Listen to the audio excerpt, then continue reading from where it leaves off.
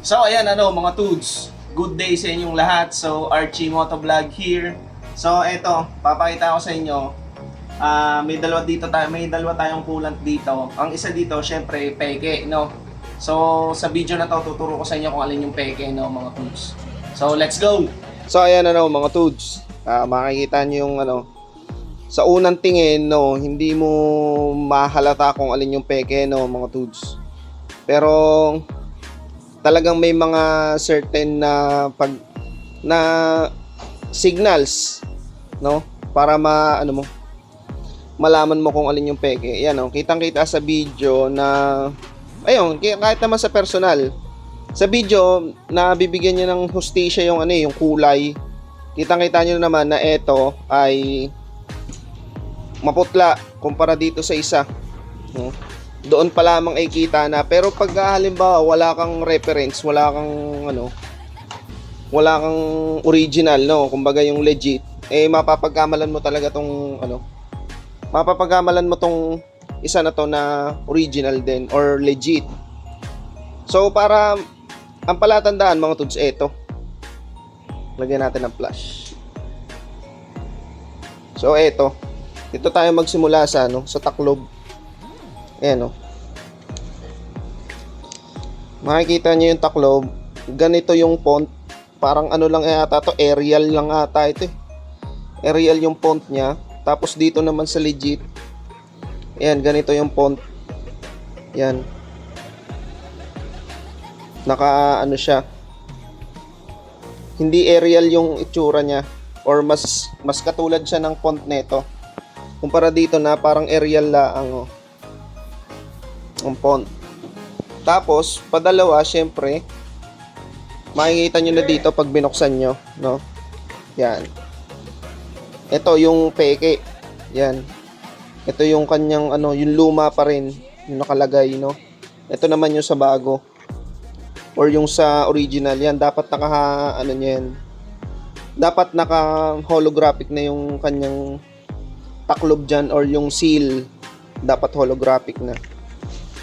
So padalwa pa, kitang-kita naman sa lalagyanan na para bang low quality talaga yung lalagyanan niya, Hindi masyadong kita sa video, pero kung titingnan nyo parang iba kulay,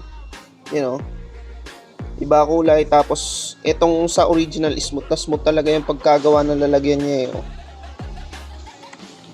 Dito makikita nyo parang parang hindi pa tapos gawin. Tapos ayan, yan, sobra ito naman kahit pa paano ay makinis. So basta malalaman nyo sa kulay, tingnan nyo naman yung kulay. Sa print wala masyadong, hindi halata, pero ito palatandaan, mas klaro ang print nitong isa. Ayan, lahat kumpara dito, ito maputla yung print kala mo kupas na, no? Sa likod na label, syempre ito, ayan, halos wala kang makikitang pagkakaiba.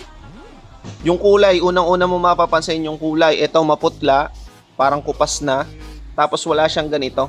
Yan, ito kagad yung una ko napansin nung kasi ito naka-tape. Nung pagdating sa akin, naka-tape, kaya hindi ko kagad nabuksan, hindi ko nakita yung panaklob. So sa packaging alone, makikita mo agad na kakaiba.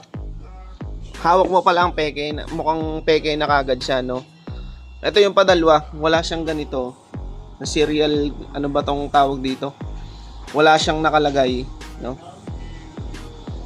Saka sa kulay, kitang-kita naman yung kulay. Yun lang mga tudes. Mag-change coolant kasi tayo dito sa ating CBR 150. Kaya pinapakita ako. Muntik ko nang mailagay ito, syempre. Kaya siguro may mga sasakyan na katagalan nasisira ang cooling system kasi pangit or peke yung nailalagay na coolant, So ito, delikado to pagka nailagay nyo, lalo na kung ang kotse nyo ay or ang motor nyo ay ano na, matanda na, or may edad na ang cooling system hindi na kasing ganda ng mga bago. Kahit bago siguro pagka maapektuhan pagka peke yung nilagay na coolant, no. So sa kulay, saka sa syempre definitely ang laman nito ay peke. Pero hindi na natin sisilipin yung laman basta kasi hindi nyo naman yan ilalagay kapag nakita nyo naman na peke, no. So galing nila kumopya, oh.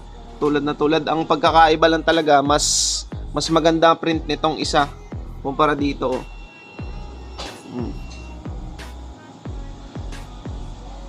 Sa kulay, mas maganda kulay. Tapos ito talaga yung titingnan nyo kagad, oh. Pag may ganyan. Ito wala. Tapos ito mga dudes, you know, yan yung pinagkaiba. Holographic na yung bago. Ito peke. Yan. Tapos dito sa panaklob, kitang-kita yung font. Yan yung font ng original. Ito yung sa peke. Pagtatabihin natin para kitang-kita nyo. Yung nasa baba yung peke, yung nasa taas yung yung kitang-kita nyo naman. Original, no? Ito yung nasa may dulo ng daliri ko. May parang reflectorization na circular. Tapos ito namang sa wala. Yung peke ito walang reflector, no. Yan, side by side comparison.